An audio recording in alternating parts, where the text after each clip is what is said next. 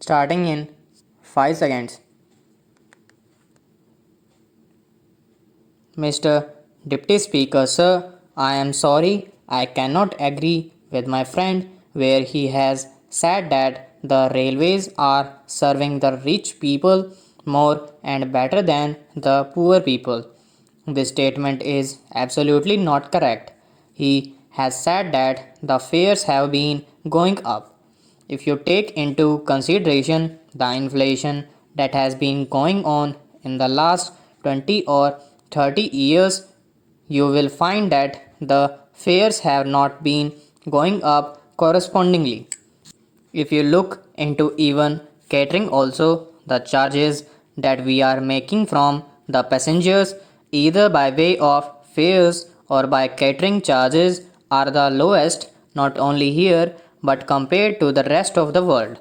Even in our own country, you can not get the food that the railways supply outside the railway station for the price that the railways are charging.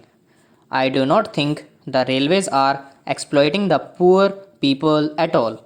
Secondly, the railways have rendered a tremendous lot of service to people, especially the middle class and of course all other people by starting the superfast expresses and running them efficiently and safely on the whole.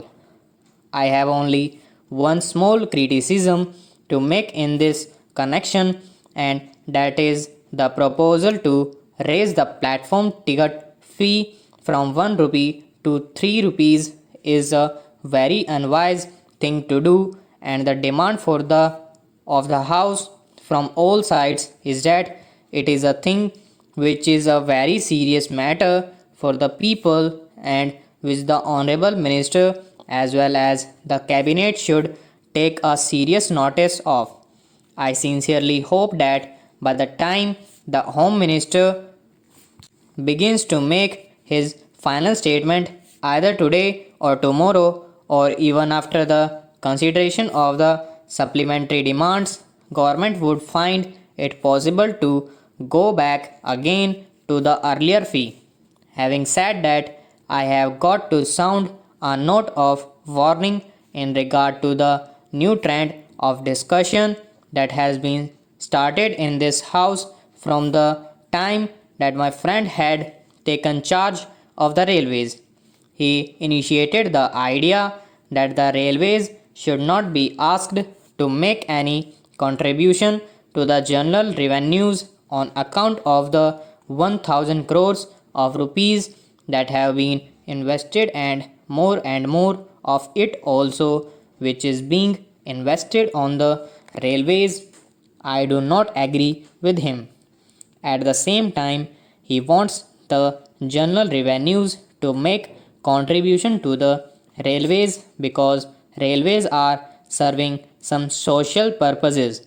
True, we have been having it throughout the 120 years ever since the railways have been started in our country. They have been expected to serve social purpose as well as commercial purpose and they have been doing it.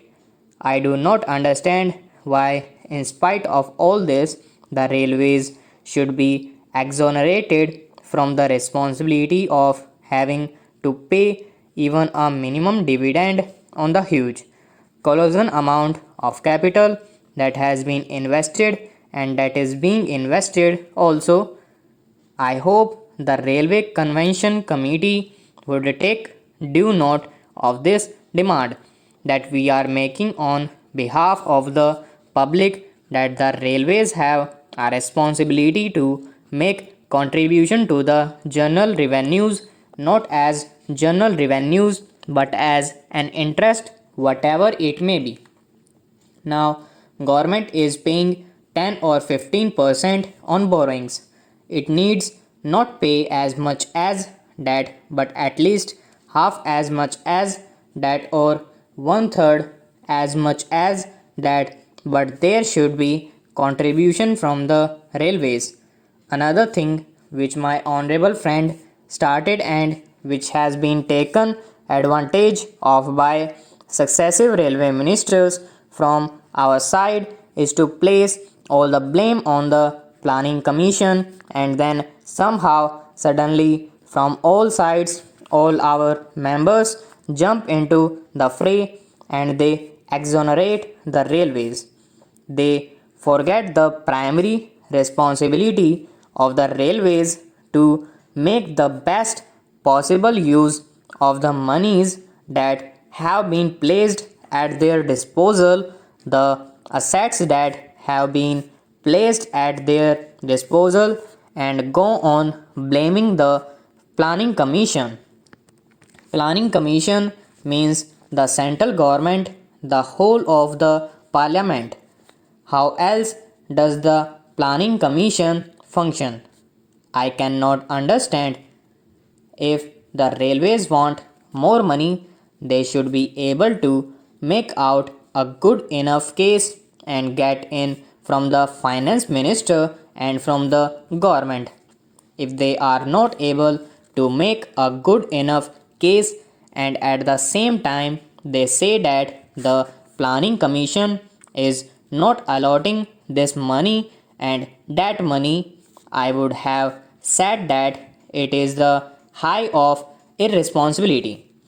It is the duty of the railway minister and the government as a whole to go into the whole finances of the railways and find out how much money has to be placed at their disposal. Are the railways utilizing the funds that are being placed at their disposal?